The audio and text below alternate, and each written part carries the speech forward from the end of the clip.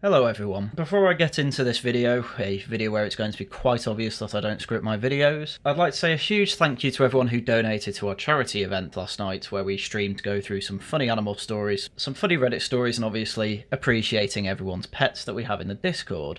We will be doing obviously more of these in the future, so if you're interested, follow me on Twitter, obviously listen to my videos because I show them all the time, and join us on Discord, where you can get active in the community and we can do something good in this complete clown time.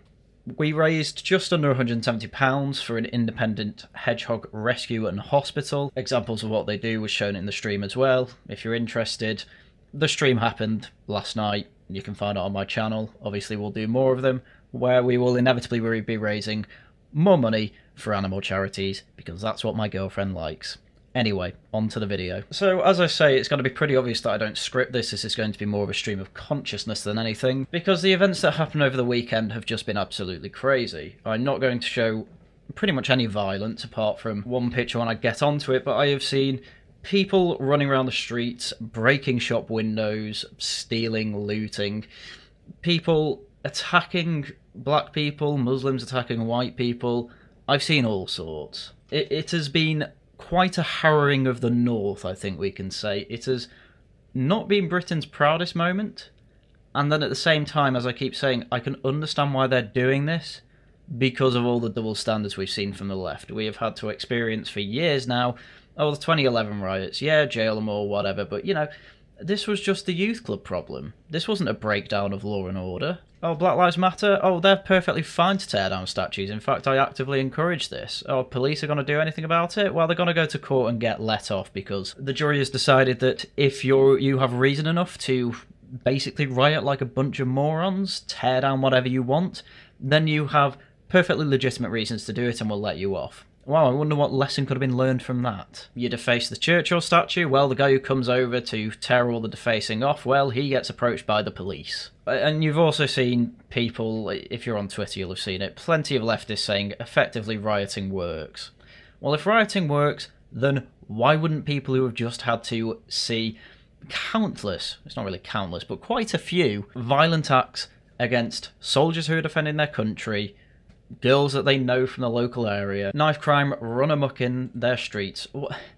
At what point are we accepting that white people get the same standard? Oh, never? Well, no wonder that they're doing things like this. Yep, that is rioters starting a fire at a hotel. This wasn't even the only hotel that got hit with arson yesterday. But anyway, I believe this is a pitch from Rotherham, but also in Tamsworth. We had... do I even call them protesters at this point? I suppose most of them are. It only takes one person to set a fire. But these people causing unrest, I guess we'll go with, surrounding a hotel. There's videos of them even pointing to people recording and threatening them with a finger across the throat. And why are they doing this? Well, how long have the people of Britain voted in people who were promising less immigration, voting in people who were going to promise to stop the boat, which, oh, surprise, surprise, Rishi Sunak never did it. And then what happens? You get in a new government that are refusing to do anything about it. Literally, they have no plan. We've had no alternative. They've got rid of everything to actually try and stop them. Rwanda plan. Other parts of immigration, such as the... I think it's nearly £40,000 you need to be earning before you can invite your spouse to live here. So tone deaf. Oh, let's make immigration worse. That is what people are seeing here. And so when they hear in the news that there are multiple attacks going on, girls die, obviously people lose their rag. Obviously, because of the breakdown of law and order, because people are seeing that rioters can get away with it, of course they join in. Of course opportunists come in. I am not defending this at all, by the way. This is horrible. Everyone present here should be arrested, investigated, and in jail if they partook in the arson or any other vandalism. We need law and order back on the streets, and they are not doing a good job of getting that. And instead of commenting on things like that, what are leftists saying? Oh, they had a problem with the MP for Tamsworth because she said this in Parliament. In Tamworth, the Holiday Inn has been used for asylum purposes for years, and the simple reality is that residents want their hotel back. Tamworth benefits from local tourism, and as I have said before in this chamber, the Holiday Inn should be for holidays. I therefore welcome today's announcement that the Border Security, Asylum and Immigration Bill includes plans to end asylum hotel use. It was great to host the then Shadow Home Secretary in Tamworth earlier this month to brief her on the situation, and I look forward to working with her in the coming weeks to discuss the issue in greater detail. Now, you might be wondering what the hell was wrong with any of that. I mean, I know I say that they're not bringing in anything else to try and stop the boats, but no, if you trust Labour to stop the boats, I have a bridge to sell you. But what was people's issue with that? Oh, she mentioned that the Holiday Inn in Tamsworth was being used to house asylum seekers. Therefore, the information got out that that is where immigrants were. Therefore, when you've got anti-immigration protests that are turning very rioty, well, that's where they go to protest. Which, if nothing has been done about this, and it's...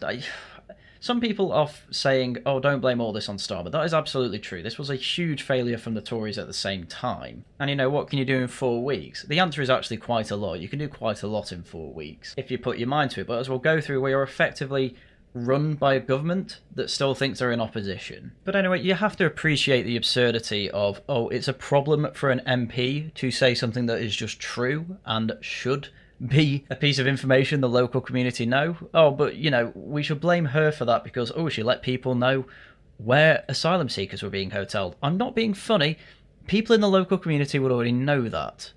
But they tried to... The Home Office tried to, in my parents' town, they tried to keep quiet that they were planning to bus 200-odd asylum seekers into their local town. And one person caught wind of it, all of a sudden the whole town knew. There had to be an emergency town meeting. The MP for the area had to make an emergency trip back from London that day to be part of a discussion about what was going to happen. And effectively what it came down to was, the Home Office is sending people here. I will make sure that it is families and children that are sent here rather than, you know, young men. People know this already. An MP saying that, oh, Tamworth Holiday Inn is housing asylum seekers... People obviously know that.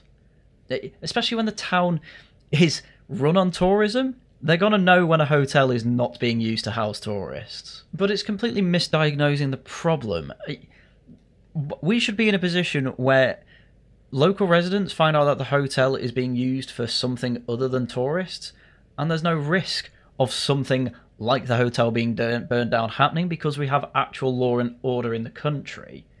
That's where it all falls down. As I've said in every other video for the past 7 days, when people have seen for years that people can effectively get away with violence on the streets, and the police don't do anything about, say, shoplifting and low-level vandalism, obviously that is only going to exacerbate and make these people feel emboldened to do it themselves. And now we have chaos in most northern cities. But moving on from that, one thing that Starmer did say in his speeches was about misinformation online. Misinformation online was certainly going rampant. The problem is that the implication is that it's only the quote-unquote far right spreading misinformation, which, I mean, yes, the far right was spreading misinformation with, oh, the guy who killed the girls was a Muslim, turned out not to be true, we have no idea what his religion is. We are assuming he's Christian for now. We don't know if that's still true. Obviously, he could have converted, but we're not going to find the answer out to that until the proper trials go ahead. All the media tried to say, oh, he was a Welsh guy who was born in Cardiff. Turns out he's, you know, Rwandan. But again, because this information hasn't been put out, as Nigel Farage rightly said, this is just going to encourage speculation. And because people on the internet are idiots, they're going to believe the speculation and take it at their word. And this is part of the reason with my channel, I really do pride myself on I will not say something unless I know it's definitely true.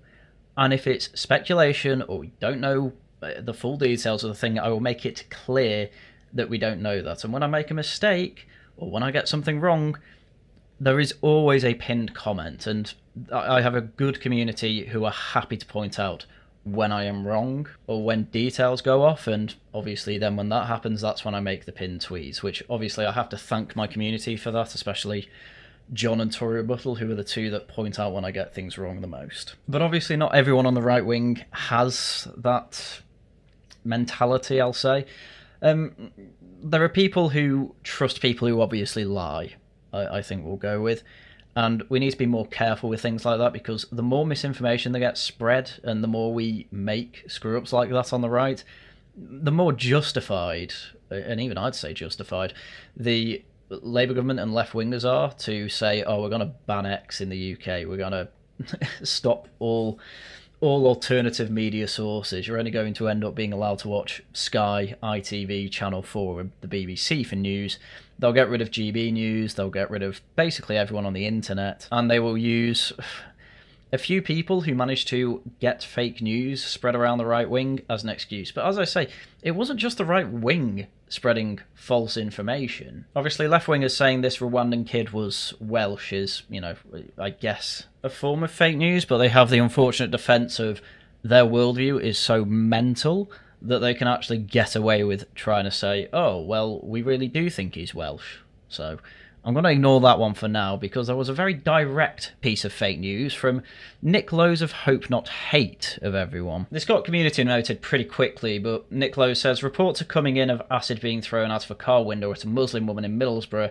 Absolutely horrendous. And obviously the community notes say, basically, this isn't true. According to the police, they've had absolutely no report of it. They have had absolutely no incident from hospitals of it. There has been no evidence that acid has been anywhere in the UK at the moment. And this information was retweeted by Labour MPs. There were quite a few left-wingers who just believe this, and this obviously, you know, got to the front line of the counter-protesters, we'll call them, who were very angry at the thought that, you know, their group was being attacked by acid.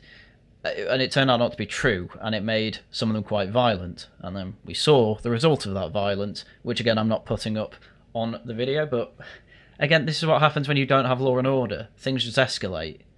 And they've not done a very good job here either, because even though they are trying to get harder on the rioters and protesters, you're still seeing loads of it. You're not seeing the riot police do very well here. They're doing their best when things aren't quite as heated up as they are. But the fact of the matter is that at these hotels, in these city centres, there are cops everywhere. And eventually they just get overwhelmed. If these carry on, you're probably going to see the army in the streets, because the police simply cannot handle this. And if they can't handle this, you've basically got anarchy. And as justified as you may think some of the protesters are, the rioters are making it a hell of a lot worse. A lot of them will be opportunistic. Basically, everyone involved directly with any of this violence, rioting, looting, deserves a very long jail sentence. But then you get the problem worse, because you need to actually show that you are going to do this no matter the skin colour, no matter the religion, etc, etc, etc. And we're not even seeing that here. Here is a video of a police liaison officer liaisoning with the Muslim community. يا شيخ سيبة توجيك. I want to work with you guys for the best solution. The best solution I think is small groups. The EDL lot have been assured, have been left. The police have been safeguarding the shipping site. We've been going all around Haryan town centre to look after the community, because it's the community that matters. It's the community that we're here for. So quite hard to hear all that, but what effectively the police liaison is saying is that the police are in the city centres protecting effectively your community, which, to be fair with this community, that is what they're going to hear. And frankly, that is what the police are there for, to protect people. And as far as I'm concerned, these Muslims have done nothing. The problem then comes later on in this speech. From this mosque, this small group, if there's any weapons or anything like that, what I would do is discard them in the mosque, leave them here. So you don't give anybody any reason or have any interaction with the police, negative interaction. That's my belief. So if there's any weapons, get rid of them. You're not going to arrest anybody. I've been told that you know. Yeah, see, this is the problem with two-tier policing. Again, it's quite hard to hear, but effectively he was saying to this Muslim crowd, if any of you have any weapons, if I were you, I'd store them in the mosque. Don't give the police any reason to arrest you. Do not give the rioters any reason to attack you, because obviously if you've got a weapon, you know, not a great look. You know, I say that as someone who supports the Second Amendment and says you should have the right to arm yourself. However, in Britain that is not the laws and culture we have, therefore don't carry a weapon on you. If you have a weapon on you, people think you're up to no good. Police have reason to arrest you and charge you. You cannot carry an offensive weapon on your person. That is, you know, banned by law. And what do the police do? They basically say, hey, if you're doing something criminal at the moment, we won't arrest you. We will just tell you to put that offensive weapon into the mosque. And given that one of what they would call conspiracy theories is that some mosques literally store weapons for, you know, the local community, doesn't really help when the police are literally saying, hey, store the weapons in the mosque, as if they know they store weapons in the mosque. Again, this really wasn't helping the two-tier policing accusations, and I'm obviously someone who just knows there's two-tier policing. It's obvious that there's two-tier policing. But Labour are doing absolutely nothing to try and quash that accusation. Instead, in Starmer's speech, it's just, oh, all these far-right thugs, they need to be dealt with. I do agree the thugs do need to be dealt with, Sir Keir Starmer. However, a lot of the people who have genuine grievances kind of want you to, say something about their genuine grievances, children dying in Taylor Swift dance classes and things like that. This was even something that one of the Reform MPs brought up, but no, again, it's all about protecting the Muslims, which again, this is one of those times where it's actually justified. The problem is that it feels like natives never get that treatment. This is people's problem in the UK, and mine as well.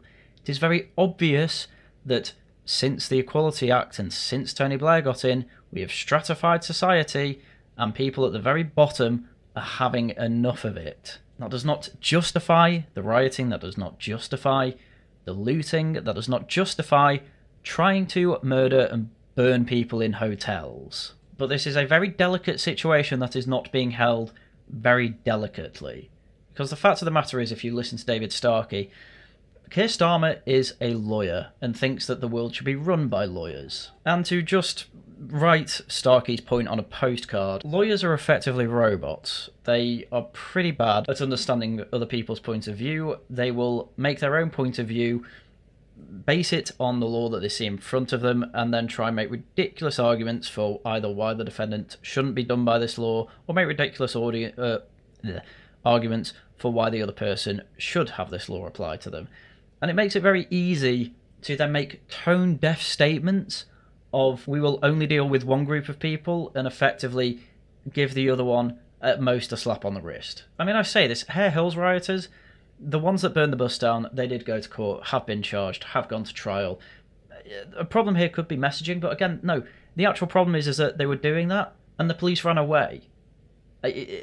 Almost the opposite is happening with the riots we are seeing over the last weekend. And then you can actually see that, no, the police are just getting genuinely overwhelmed, but they're actually trying to fight back. The fact that we have never seen them try and fight back before, again, one, speaks volumes, but two, makes it completely understandable as to why people just don't have respect for the police.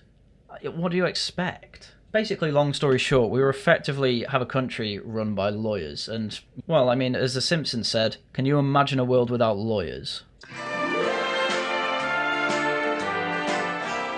So yeah, effectively we have two-tier policing, mainly because the Tories were just incompetent at doing anything. They didn't understand the issues as much as Labour don't understand the issues. And then we get another layer to the problem. When it comes higher up to the people who have absolutely no experience and do not have to worry about the same things as these rioters, you get the same two-tier system. GB News a few months ago, they held effectively a Prime Minister's questions from members of the public, and Ofcom said, you can't do that. We don't allow you to do that. The reasoning effectively was that, oh, you're giving Sunak more airtime than anyone else. GB News invited all leaders to do similar things. All of them refused, apart from Rishi Sunak. What the hell are they supposed to do? Not let him do what they'd agreed to? Crazy. Anyway, here was an interview from today. Can I ask, because we've talked about this a few times in the last few days, like many of our viewers will have done at home. So in terms of what this interview actually contains, like, what the questions and answers are, I don't really care. That's not the point. Not many people would know this because I didn't know it till today. But this is Yvette Cooper, the Home Secretary, being interviewed by Ed Balls, ex-Labour MP. They're married. This is husband and wife. This is Ed Balls acting like he's having a professional interview with the Home Secretary, and they're husband and wife. They know each other better than anyone. If we're going to talk about impartiality and Ofcom applying the rules, they should come down with a heavy hand on this. You should make complaints to Ofcom about this. This is absurd. And the fact ITV are even trying this shows how little respect they actually have for Ofcom, which, to be fair, I would say you should have no respect for Ofcom. What I'm saying is that we know Ofcom apply their rules because they apply it to GB News all the time. When it comes to the mainstream, though, when it comes to ITV and BBC, never seems to apply. This is caught red-handed type stuff. I mean, this was bad enough breaking the Ofcom rules, but then when it comes to other Labour MPs, they're simply just not acting like they're in control of the situation whatsoever. They still act like they're in opposition. I mean, to be fair, this is an interview with Zara Sultana, who is suspended for 6 months at the moment, but as far as I'm concerned, she still may as well be a Labour politician. And just look at the way she conducts herself. Keir Starmer, Yvette Cooper and Rishi Sunak over the weekend have all said that... have they called it Islamophobic and racist? Such a pathetic way to go about it. Countries burning down. Oh, are we labelling it as Islamophobic, though? Can we please label it Islamophobic? The thing is yeah, there is some Islamophobia in there, if you want to call it that. There has been targeting of mosques, targeting of Muslims. We've seen it. To generally call it that, though, would be a mistake, which is the point of that the interviewers are making here. Why is it important to you to use that specific word, Islamophobic? In Stockport. I keep seeing people do this. I don't know why they keep confusing Stockport and Southport. I mean, maybe it's because I'm from Manchester, so I know Stockport is in Manchester, and I know Southport is in Liverpool. Okay, fair enough, they both start with the same letter and have port in, but a week on, people should not be confusing that, especially a politician, but whatever. A mosque was targeted, bricks were thrown out. The people who were in the mosque at that time, who were basically locked down in that mosque, said that they feared for their life. But They Keir weren't able to Starmer has get out. condemned that. Which is kind of the whole point of this thing. I mean, it makes sense that Ed Balls is the type of person to say why you're making this into a racial grievance, or I guess religious grievance, because he's New Labour. He'd probably say he's on board with the Equality Act, but he clearly understands the issues with all this identity politics stuff. But as I say, Zara Sultana struggling to get her words out. All she cares about is, will this be condemned as Islamophobic, and give me reason to keep pushing in Parliament, directly in Parliament, for further restrictions on what you can say about, say, Muslims, about Islam, about literal terrorists who have killed people, such as the Manchester bomber, about things like Charlie Hebdo, about even the Batley and Spen teacher that's still in hiding, by the way. You want to talk about two-tier policing? MPs all over the shop. I say some MPs didn't even run as candidates last time because they were threatened. Felt their safety was compromised, didn't feel safe being an MP because of the Gaza protests. Again, a very large Muslim-backed protest. Batley and Spen teacher had massive protests outside of the school, had some rather questionable rhetoric from people outside of the school, and he had to go in police hiding, and still is in police hiding years later. And then one mosque gets attacked, which is rightfully condemned, and a Muslim pro-Gaza MP starts saying, oh no, you need to use the word Islamophobic. You can't just condemn it and say it's bad. You need to use the language I demand of you. And it's just embarrassing. And the rest of that clip's just funny because she carries on with that attitude, moves it on to saying that Ed Balls wrote in The Guardian saying that Labour shouldn't have allowed all the Eastern Europeans that they let in. Ed Balls just says, Chad, yes, we shouldn't have because it causes tensions in communities. And Zara Sultana just seems shocked that he would say that. And the problem is with this, the reason I bring it up is, one, it makes Zara Sultana look like a child, because she's acting like one. And all leftists online are saying, oh, I can't believe that there are 3 white men and a white woman interviewing this brown, this Asian, this Muslim MP and talking down to her. And I just think, do you not see the childishness of this? Are we watching the same movie but seeing 2 different films again? And obviously that's happening. That's been happening for decades, but it's just got to breaking point now. And people aren't taking it anymore. I don't know what more she would want. I think this is why people are saying she's being ridiculous. Keir Starmer, in both his speeches, mentioned that there will be further protection for Muslims. None for synagogues or churches, by the way, but, well, I suppose the thing with that is that they're not at risk of being targeted by this mob. But the fact that he has singled out mosques and Muslims as a community to be protected, apparently, no, that's not enough. He has to say the word Islamophobic, and that's why these people are just laughing at her, because the implication's there. So what if he didn't say the word?